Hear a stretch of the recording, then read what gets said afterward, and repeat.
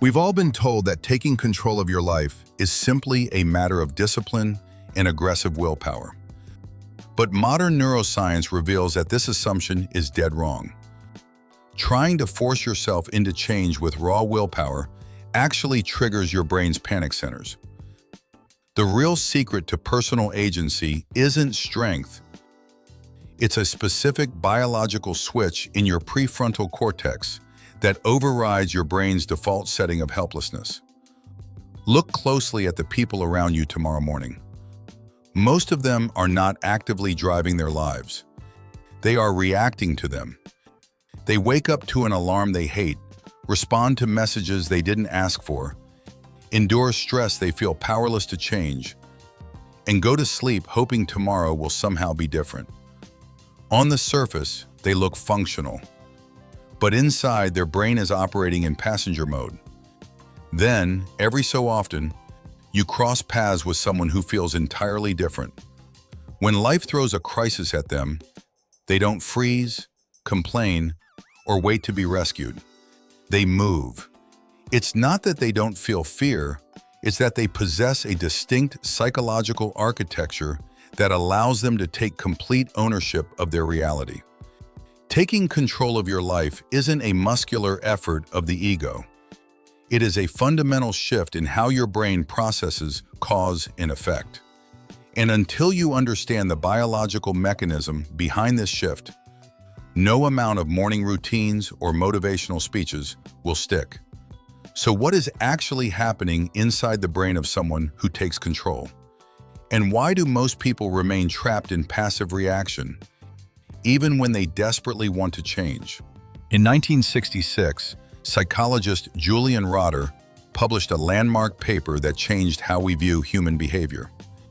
He discovered that every human being operates along a psychological spectrum called the Locus of Control. People with an external locus of control believe that their outcomes are dictated by external forces: luck, the economy, a bad boss, or simple fate. When things go wrong, their brain looks outward for the culprit. People with an internal locus of control, however, hold a quiet, immovable belief. While they cannot control every event, their actions are the primary driver of their fate. For decades, scientists thought that feeling helpless was something we learned after experiencing failure. But in 2016, neuroscientists Stephen Mayer and Martin Seligman overturned 50 years of psychology. Using modern brain imaging, they discovered something startling. Helplessness is not learned. Helplessness is the brain's default factory setting. When you experience prolonged stress, an ancient structure in your brainstem, the dorsal raphe nucleus, automatically triggers a passive shutdown. It says, "You have no control. Stop trying. Conserve energy." The only way to override this passive shutdown is through the explicit activation of your medial prefrontal cortex, the executive command center of your brain. When you consciously take a self-directed action, your prefrontal cortex acts as a biological brake on the brainstem's panic alarm. Agency isn't something you are born with. It is the physical act of training your prefrontal cortex to quiet the voice that tells you to give up.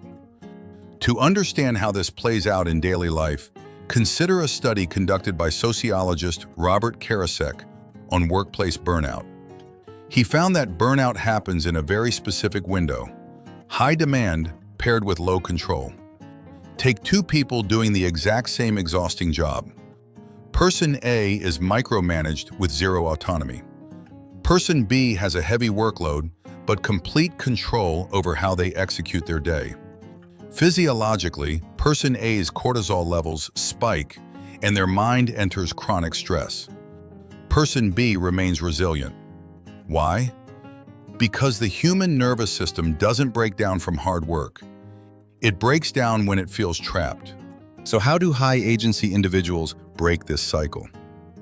It starts with how they handle micro-moments. When a low-agency person experiences a setback, their brain moves instantly from stimulus to reaction. There is no gap. High-agency people operate differently. As psychiatrist Viktor Frankl famously noted, between stimulus and response, there is a space. In that space is our power to choose our response. Cognitive neuroscience shows that this space is real, a tiny half-second window where executive control can step in before an emotional reflex takes over. While low-agency people ask, "Why is this happening to me?" high-agency people ask, "Given that this has happened, what is my next logical move?" However, there is a trap, the illusion of control. Trying to micromanage outcomes, the economy, unexpected delays, or how others feel, builds chronic anxiety. High-agency individuals understand a profound paradox. Real control requires radical surrender. They make a sharp distinction between two buckets. In bucket A are outcomes, the results, the weather, the opinions of others. These belong to the world. In bucket B are responses, their effort, their preparation, their next action. These belong strictly to them. High-agency people surrender bucket A completely, directing 100% of their bandwidth toward bucket B. If you want to rewire your neural pathways, you cannot simply think your way into agency. You must act your way into it.